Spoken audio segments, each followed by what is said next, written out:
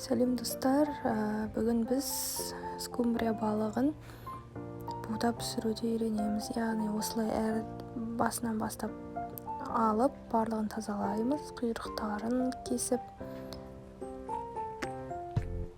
Сосын ортасын тілеміз де ішіндегі барлық керек емес ішек қарындарын барлығын алып тастаймыз. Және де балығыңыз кішкене салқын болғаны жақсы, өйткені кесілгенде езіліп кетпейтін болады. Осылай көлемінде кесіп,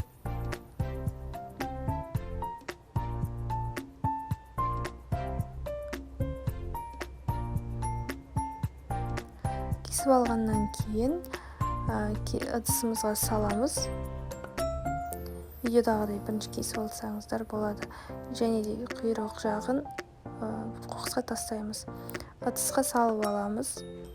Және де тек бұл жерде керек дүние тұз және бұрыш. Өз қалауларыңыз бойынша дайындеуіштер қоссаңыздар болады. Мен тек бұрыш пен тұзды қостым.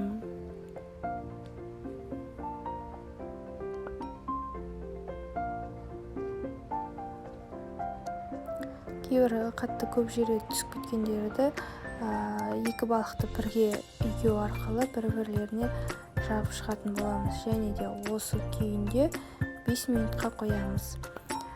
Сосын монтоваркамызды оливковый кез келген маймен майлап аламыз және үстіне балықтарымызды саламыз.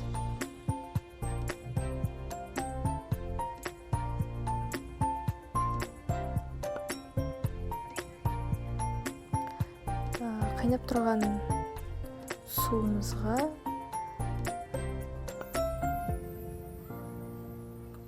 балығымызды қойып 15-20 минутқа пісіріп аламыз.